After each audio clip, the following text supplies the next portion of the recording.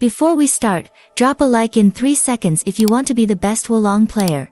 The combat in Wolong, Fallen Dynasty is incredibly satisfying when it all clicks to place.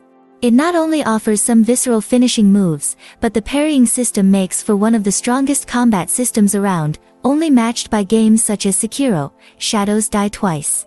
With such a complex combat system, it can be overwhelming with the number of weapons on display. It seems as though you have hundreds to choose from at the end of every single mission. As with most RPGs, some work better than others, and finding out the best set for you is all down to personal preference. As with most Souls-like games, there's a wide variety of weapons to use in Wolong.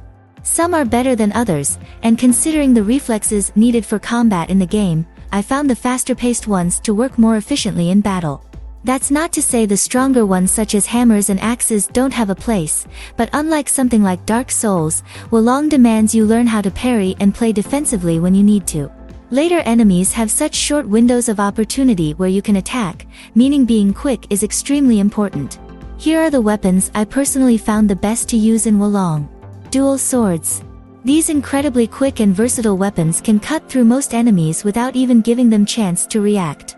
While they don't pack the most punch when it comes to whittling down their health bars, what they do have is speed on their side. With a flurry of quick attacks, especially when coupling in spirit gauge moves, you'll stagger them in no time. This opens them up to an ultimate move, where you can cause maximum damage and get in a few more hits while they compose themselves. Sabers. If you want to play a little more cautiously, sabers are the perfect option. Not only do they provide quite a bit of damage, but they're also great for blocking enemy attacks, which is something you'll need in the latter hours of Wolong. These weapons can deflect a fair bit of damage and prevent you from taking any hits. A common trick many players forget they can use is that blocking and parrying and being used in unison, making this the ultimate weapon if you want to get it down to a fine point. Poleaxes.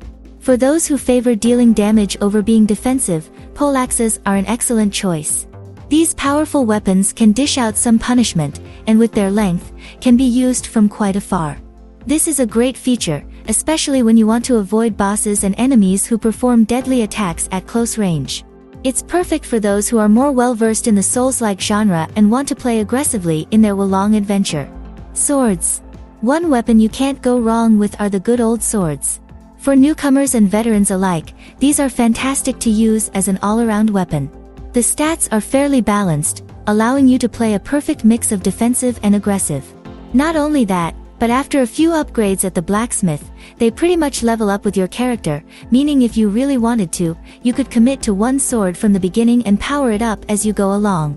Within no time you will be a force to be reckoned with. And those are the best picks of weapons you can use in Wolong. Don't forget to equip a crossbow and bow as well to cause some long-range damage. Much like the sword, it's best to stick with one of these fairly early on and level it up as you progress. What do you think of it? Leave your opinion in a comment section. Make sure you smash the subscribe button.